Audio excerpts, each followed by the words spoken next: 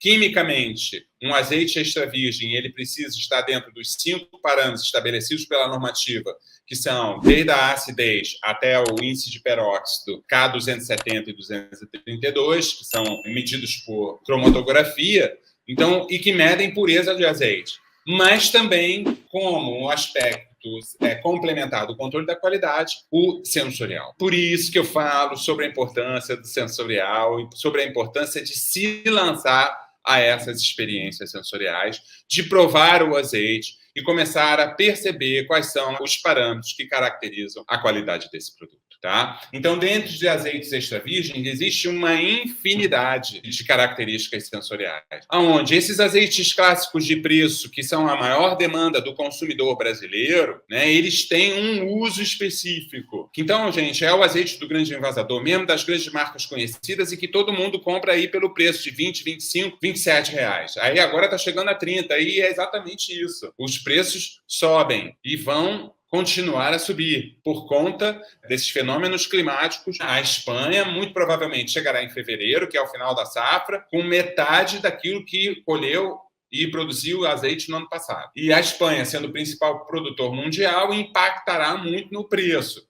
Então, agora eu estou falando sobre preço, por quê? Para azeites extra virgens com características clássicas, como esses clássicos, é o preço aí é que vai variar bastante. E esse azeite tem o uso do cotidiano, né? Então, desde os métodos de cocção, a emulsão de um molho, ao marinado, tá? A finalização de um prato simples no cotidiano. E aí, então, o azeite premium, que é um azeite fresco, elaborado pelo produtor, que você vai poder identificar muitas vezes no rótulo, seja ele monovarietal ou seja ele um blend, que aí, assim, também vão ter blends. Aí, quando são blends, os blends às vezes vêm com identificação da variedade, ou então vem um blend intenso ou um blend suave, você perceberá, esse azeite não custará menos do que R$40, R$50, uma garrafa de 500 ou de 250, e aí a gente vê azeites brasileiros, né, e precisamos valorizar esses produtos, estão sendo elaborados com todo cuidado pelo Brasil, criando essa cultura aqui do azeite fresco, varietal ou blend, mas do azeite fresco. Ele tem o seu valor distinto, por isso o seu valor como valor, por isso o preço também distinto, o custo. Né? E aí temos usos, obviamente, né? Não vamos usar ele em panela, né?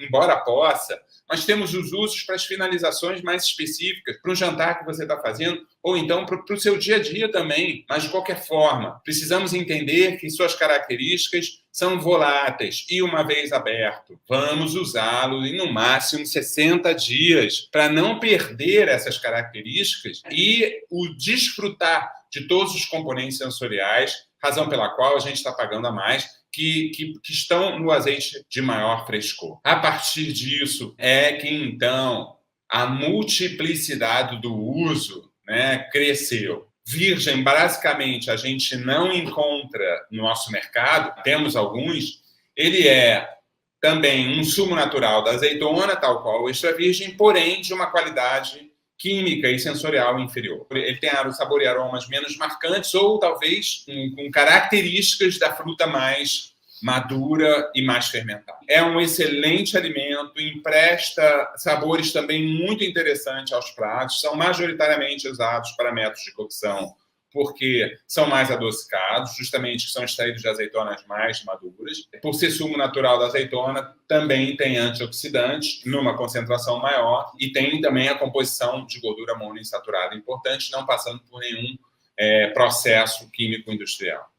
Já o azeite de oliva foi aquele azeite que foi extraído de azeitonas muito ruim, muito depreciadas, que de tal forma estava defeituoso, vamos dizer, com parâmetros químicos e tão inadequados que precisa passar por um processo de refino, que é um processo de correção industrial. O azeite de oliva passa por um processo de refino, que são 5 etapas, né? E esse azeite, que é um azeite, então, refinado, a ele se adicionará um percentual de azeite virgem, de forma que a sua acidez seja sempre inferior a 1,5, e esse azeite, ele continua sendo rico em gordura monoinsaturada, que é o ácido oleico, e eu utilizo ele preferencialmente para método de cocção, tem um preço um pouco mais em conta do azeite de oliva extra virgem clássico, e ele tem um sabor bem suave. Isso é muito importante para se entender sobre a escolha